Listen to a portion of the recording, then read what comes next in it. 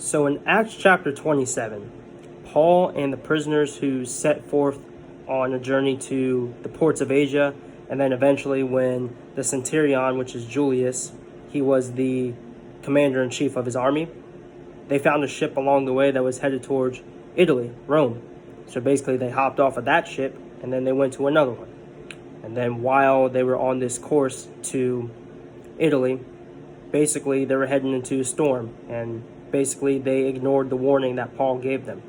So we'll start off in verse 10 of this passage. Paul says this: "Men, I can see that our voyage is going to be disastrous and bring great loss to ship and cargo, and to our own lives also."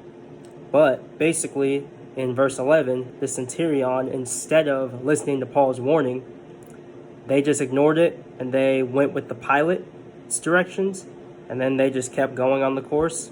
Everybody else was fine with it, so they set forth. So in verse 13, this is when the storm happens.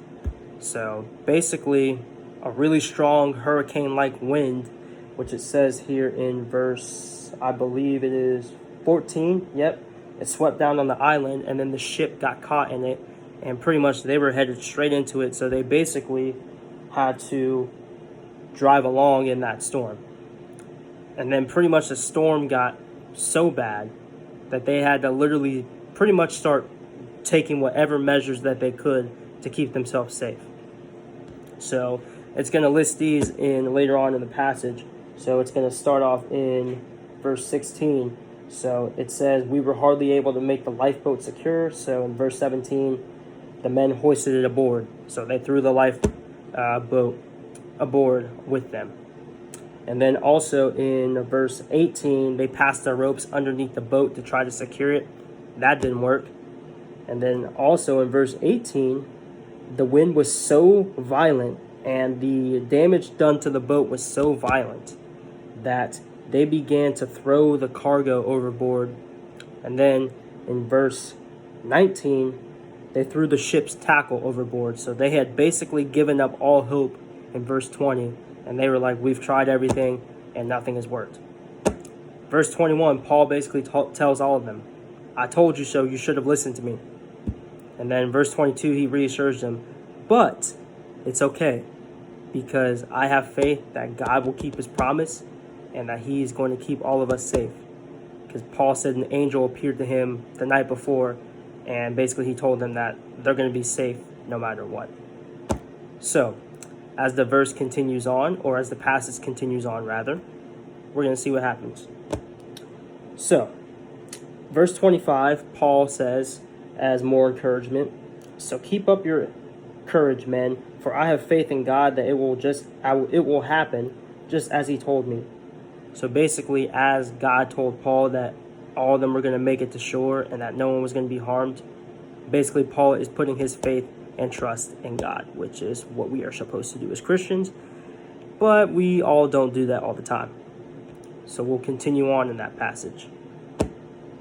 Then we will see in verses 27 through 31, basically they were taking more drastic measures that they shouldn't have.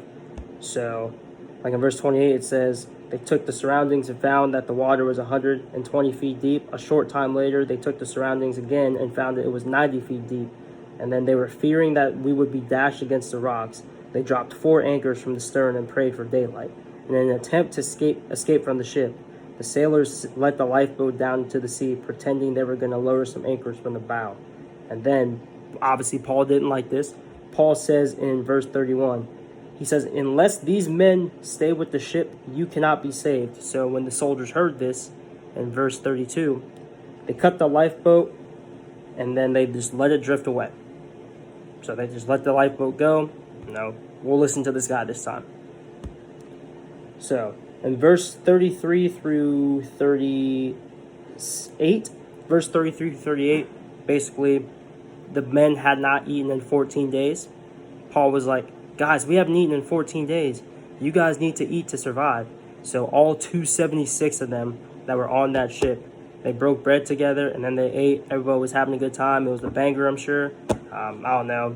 Maybe it wasn't. Maybe they just sat in silence and ate. But when you're eating food together, it should be a good time. So I don't know what happened. I wasn't there. So verse 39, the next morning, so that will be day 15 technically. They basically saw a bay with a sandy beach. So they decided that they were going to try to run the ship aground if they could. Verse 40, cutting loose the anchors, they left them in the sea, and at the same time untied the ropes that held the rudders. They hoisted the foresail to the wind and made for the beach. But once again, something happened when they tried to do it on their own. The ship struck a sandbar and ran aground. The bow struck fast and would not move. The stern was broken to pieces by the pounding of the surf. And then in verse 42, it says that the soldiers were planning originally on killing Paul and the prisoners. But the centurion, so Julius, who was in charge of the army, the soldiers, he says, nah, we're going to let Paul go. And basically tells them that we're not going to do that plan anymore. And then Paul instructs everybody on board, jump overboard and swim the shore if you're able to swim. So the people who were able to swim, they did that. And then basically everybody else took the broken pieces of the ship or planks, and then they paddled their way back to shore. And then watch what happens in verse 44. In this way, everyone reached land safely. So the moral of the story, God keeps his promises. I'm sure all those people on the ship were so scared. They were so terrified when that storm, so they took every single drastic measure that they could on their own. But Paul's like, nah, the Lord's got this. The Lord told me that he's going to keep us safe, so I'm going to put my trust and faith in that. No use trying to take matters into my own hands. Stay with the ship if you are going through a storm. And have faith in God that he will keep his promises, because it says in Scripture, he fulfilled all of the promises to Israel. If it says that right in Scripture, then whatever is going on in your life, he will fulfill those promises. If you want rest, he's going to give you rest. If you want guidance, he's going to give you guidance. It says both of those things in Scripture. Come to me, all you who are weary and burdened, and I'll give you rest. And then basically the Lord will establish your steps. That's what it says in Proverbs. So let God work. Stay with the ship when you are going through a storm, and I promise you everything is going to work out for the best. God bless.